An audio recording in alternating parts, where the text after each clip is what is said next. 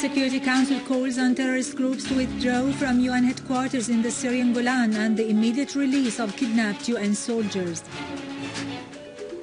Units of the Syrian Arab Army continue making progress in Jobar and take control of new buildings.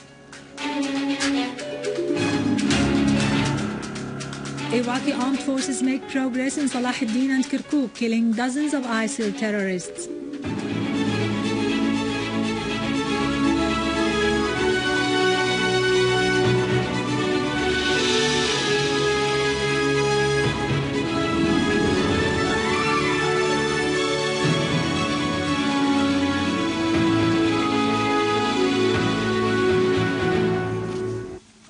Good afternoon, ladies and gentlemen. I am Yarado Krikorian from the News Center in Damascus.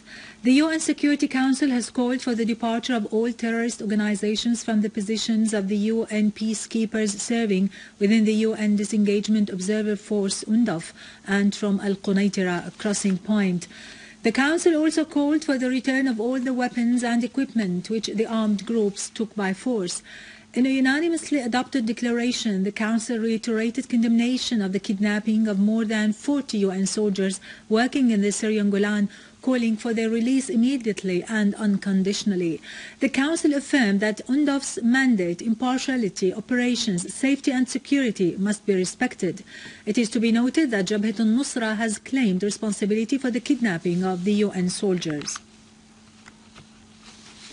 As the Western concerns increase regarding the potential return of terrorists to their home countries, the American ambassador to the UN, Samantha Power, said that U.S. President Barack Obama will head a UN Security Council meeting on the 25th of this month at the level of heads of states and governments to discuss the potential threats posed by foreign terrorists in Iraq and Syria. The Syrian Arab Army continues its operations to restore security and eliminate the terrorists. Several armed men have been killed and wounded in Aleppo Castle and 7 neighborhoods in the city of Aleppo.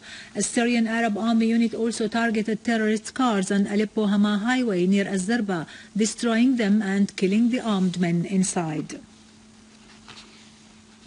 Syrian Arab Army units carried out a series of operations against terrorist groups in Dar al-Balad, killing many terrorists and wounding others at the center of Atman town on the road of Al-Yaduda Atman, near Atman Dam, and in the northern part of the town in the countryside of Daraa.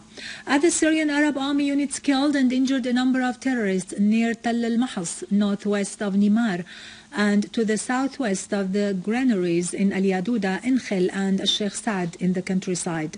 Meanwhile, in Dar al-Balad in the city, a Syrian Arab Army unit destroyed a convoy of terrorist vehicles in the surrounding of Abu Huraira Mosque, leaving many of the terrorists dead and wounded. In Jobar, in Damascus countryside, Syrian Arab Army units continued to lay siege on armed terrorist groups, killing a large number of them and making considerable progress in various areas. The Syrian Arab Army took control of several new buildings and destroyed terrorist hideouts there. Other units of the Syrian Arab Army took control of a number of buildings like Tiba Mosque, which was transformed by terrorists into a military barrack. They even planted explosive devices all around it, blowing it up before they withdrew.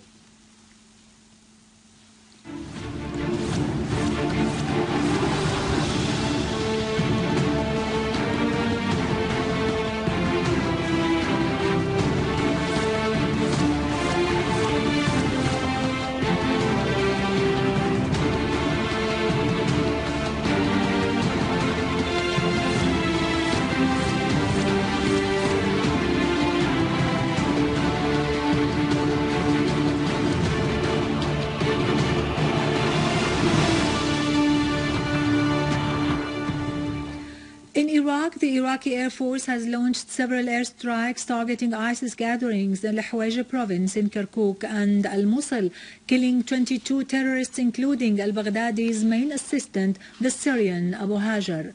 They also repelled an attack by ISIS armed men in Al-Dulu'ayya province, killing a large number of terrorists. The Iraqi forces also stormed into Tikrit, where clashes erupted, resulting in retaking the hospital of Tikrit University and eliminating more than 100 armed men. The lakes area north of Babil was also liberated from ISIS groups. The NATO aggression on Libya 3 years ago has turned the country into a haven for thousands of armed militiamen who have been fighting over the fortunes of the country, particularly the so-called Ansar al-Sharia terrorist group, whose strong links with the terrorist ISIS organization in Syria and Iraq have increasingly started to unfold.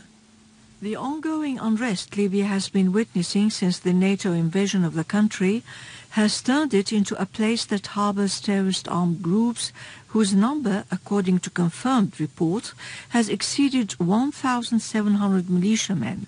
Director of Al-Jumhuriyah Center for Strategic Studies, Major General Samih Saif al-Yazal, who disclosed this number, says the terrorist Ansar al-Sharia is at the top of those groups in terms of the acts of terrorism and devastation perpetrated in the country, revealing its affiliation to the terrorist ISIS organization. A report prepared by the Libyan human rights establishment, on the other hand, has revealed that the Muslim Brotherhood organization in Libya now has under its control all the state sectors, including the presidency of the Army General Staff, thus enjoying free control of public funds through dominating the warmongers and the armed militias leaders within ISIS. The organization's statistics have revealed that the Muslim Brotherhood has taken hold of millions of dollars in a period of 2 years. Libyan military sources, on the other hand, affirm that the Muslim Brotherhood in Libya has become the major smugglers of drugs and weapons to Mali, Algeria, Tunisia, Egypt and Syria with the assistance of Turkey and Qatar. 2 Palestinians died after sustaining injuries during the Israeli aggression on Gaza Strip. In the West Bank, Israeli occupation troops broke into several Palestinian areas, arresting 11 Palestinians. In occupied Jerusalem, Israeli trucks and bulldozers demolished 2 houses in Beit Hanania as Israeli settlers broke into the tomb of Prophet Joseph east of Nablus. Israeli occupation soldiers used tear gas and sound bombs against the Palestinians, causing many suffocation cases. Human Rights Watch has called on the Israeli occupation authorities to reverse its decision to illegally seize a large area of the Palestinian lands in the occupied West Bank south of Jerusalem. The New York-based organization has warned that such decision, announced on the 1st of this month, paves the way for the construction of a big settlement near Beit Lahem in the West Bank, and that the transfer of settlers to the occupied lands constitutes a war crime. It is to be noted that the Israeli authorities have declared since last January plans to build more than 8,000 settlement units.